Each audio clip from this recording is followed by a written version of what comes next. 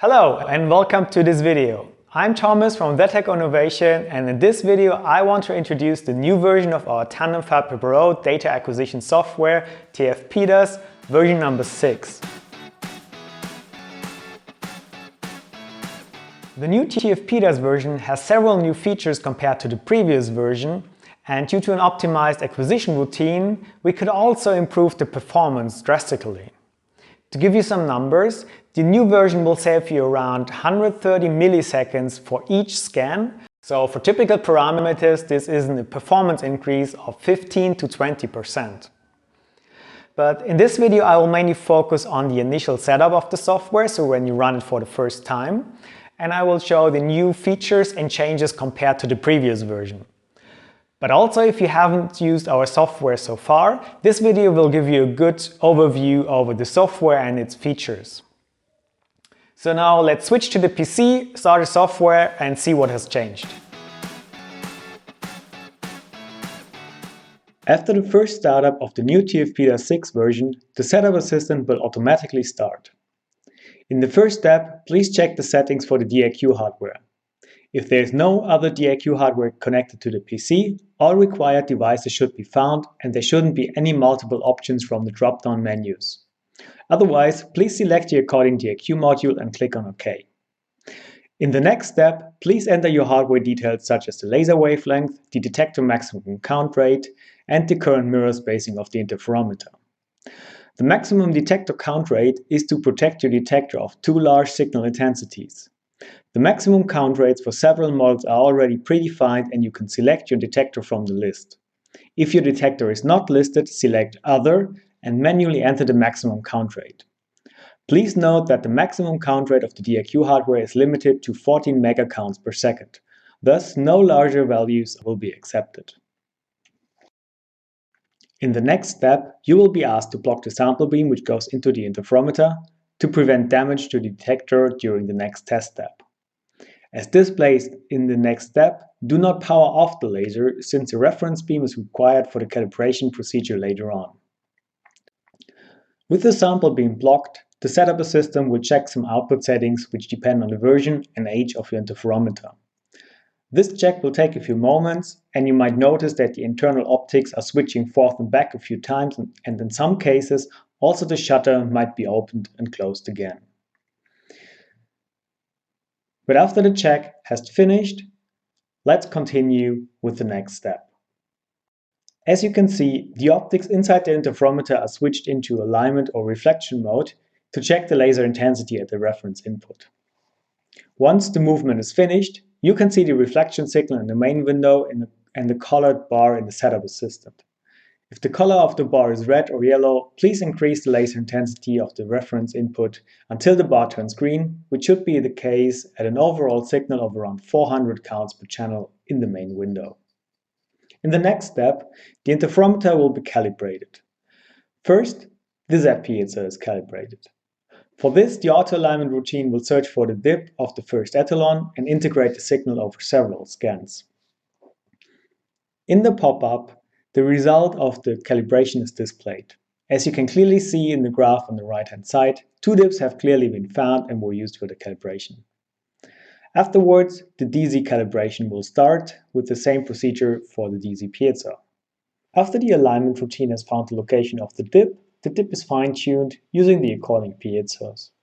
For the calibration, the signal is integrated a couple of times to obtain a better result. Again, both dips have been found and we can continue. The last step of the setup assistant is the optional motor calibration. However, since using the motors of the interferometer without proper knowledge of the instrument, the alignment can easily be lost, which requires that the interferometer is opened and realigned. We recommend that only experienced users perform the motor calibration, and we will skip the step in this video. With this, the setup assistant is already finished and the auto-alignment routine is started automatically to bring the interferometer into transmission. The auto-alignment routine itself was newly developed from scratch and works much faster compared to previous TFPDAS versions. Now, after switching into transmission, the auto-alignment will still continue with some further alignment steps as indicated by the red message in the upper right corner. Once this is finished, the active stabilization will take over and optimize all piezos from now on. In the new TFPDAS6 version, the front panel hasn't changed too much. As in the previous version, the Y-scale of the spectrum can be changed using the up and down arrow keys. The display of the dither, which is the current step size for the stabilization, has been replaced by the color-coded bar, which changes colors to indicate the dither within its given limits. The indicators for the drift stabilizer, which is the centering of the peak, as well as for the current evolve signal, haven't changed. The new graph on the left-hand side displays the temporal evolution of the evolve signal, so you can check the status of your interferometer at a glance. By double-clicking on the graph, it is opened in a new window, which is quite handy for alignment purposes. The horizontal red line represents the evolve threshold for the dynamic dither. The threshold control is now also located directly on the front panel, since it is a very important parameter. However, compared to previous versions, it is important to note that the evolve signal in TFPDAS6 is normalized by the time per channel and the channels per FSR.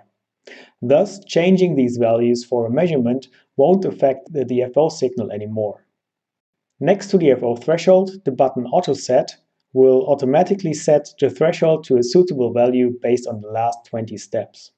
The indicators for the piezo positions of the interferometer haven't changed.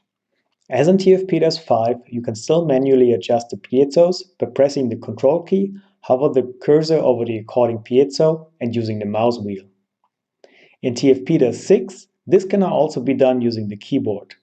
For this, select the according piezo group by pressing 1, 2, or 3. The indicators of the selected group will be highlighted. To adjust the piezo of the selected group, press and hold the control key and use the arrow keys. Finally, to finish this short introduction into the new TFPDAS version, let's have a look at the scan parameter window. As before, you can see a schematic spectrum on the left-hand side indicating the reference signal and the regions of interest. You can either directly modify the regions of interest in this graph or enter the numeric values into the table on the right. Compared to previous versions, you can enter any values into the table. However, if the values don't match the requirements, the first column will turn red and you can obtain more information on this issue by clicking on that column. Also, the new Auto Adjust feature makes the scan setup much more comfortable by adjusting the scan range depending on the regions of interest. So with this, I'm at the end of this introduction into the new TFPDAS6 version. I hope you got a good impression of the new features and what has changed compared to the previous version. In case you have any questions regarding the new features, the changes, or the performance, or the software in general, please feel free to contact us anytime. You will find the contact data in the description below this video. And with this, I'm at the end of this video. Thank you for watching and see you in the next video.